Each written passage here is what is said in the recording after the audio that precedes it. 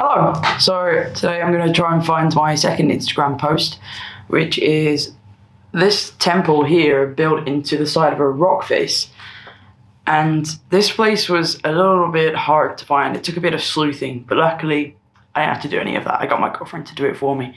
We couldn't really find out where it was or how to get there, but she eventually found out that Lingtongyan Temple is in Lingtongyan Scenic Park.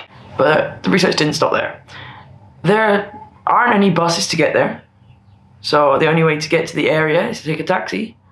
And then there was one hotel that was nearby, but that was an hour taxi from the nearest city to get to that hotel, which was still a 45-minute taxi from the actual scenic park. So what's the point? I'll just stay in the city. So here I am, staying in Nanjing, and in...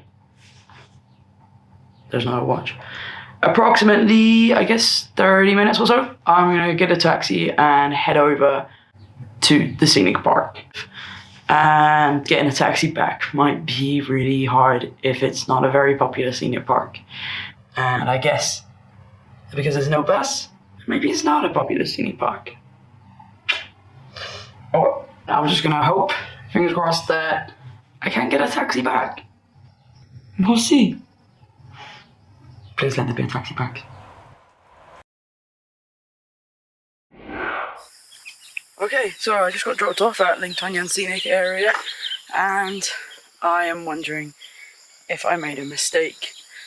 So, there's like nobody here. The tickets office is just down there, and there were like 3 people there. There's no tourist buses or anything. I have no idea how I'm going to be able to get a taxi back, but I can see the temple just up there in the rock, and now I've just got to hike to there. Easy, right?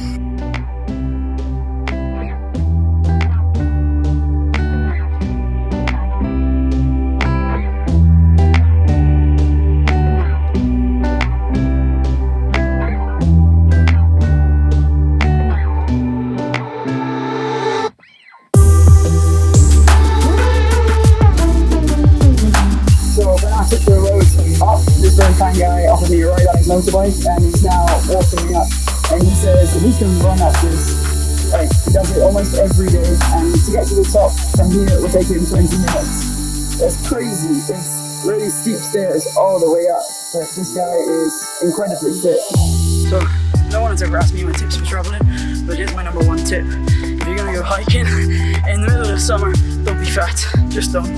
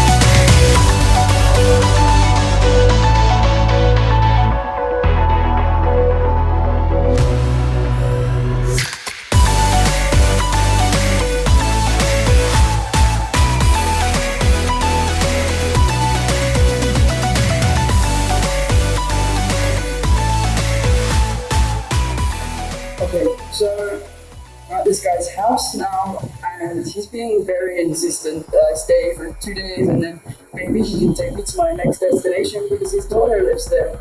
And he's being very kind, but it's just too insistent now. And I want to go back to my hotel and take a train to the next place.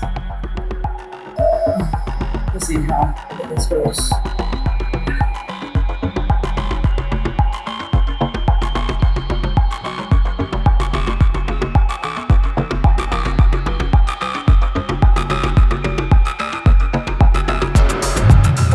Thankfully, I finally found a taxi back and I'm going home. And it's now 4 p.m.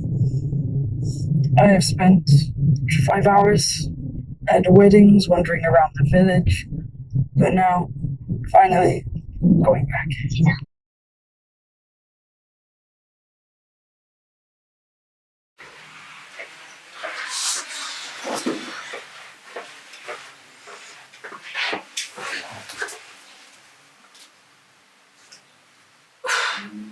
Well, that was a long day that definitely didn't go to plan, but I suppose it's not too bad.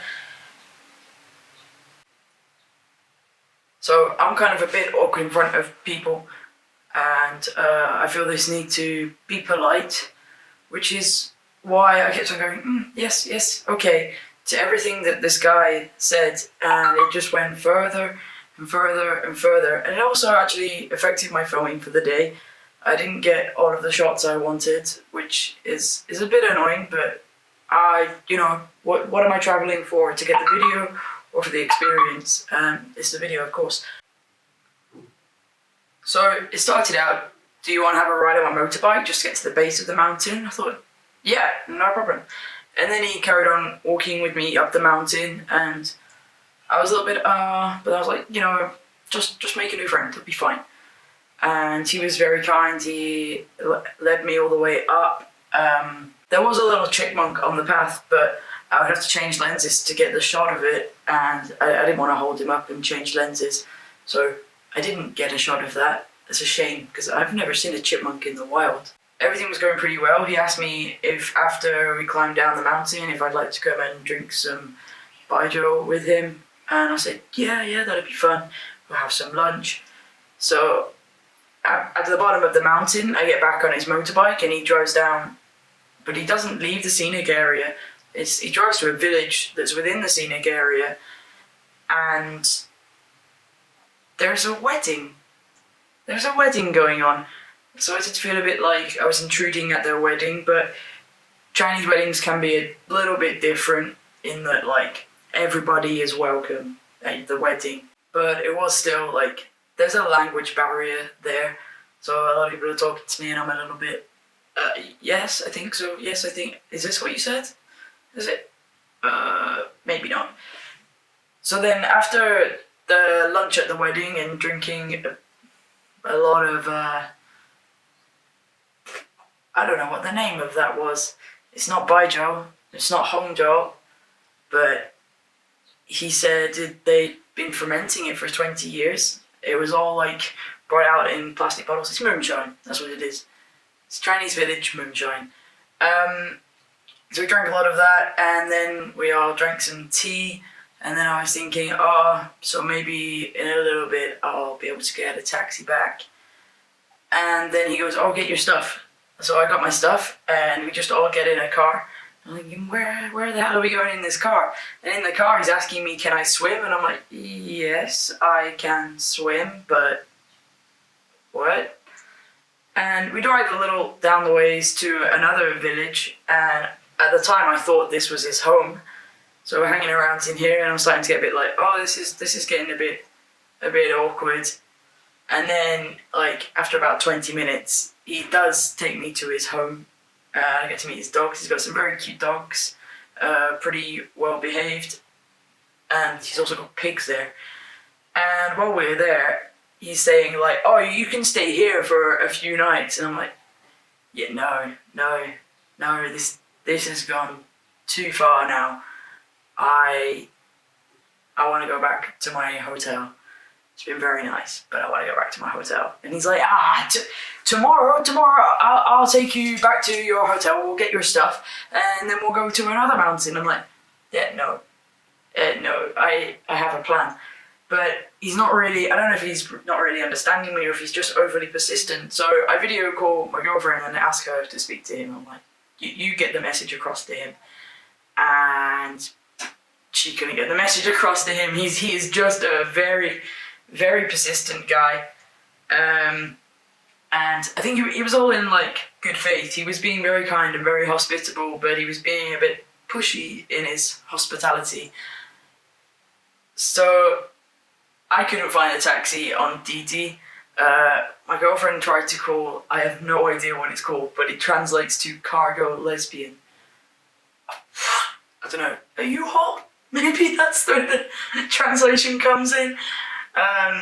She can't find one of those either, so eventually she has to book a taxi from another location, pay for it to go to my location, and then pay for it to come here.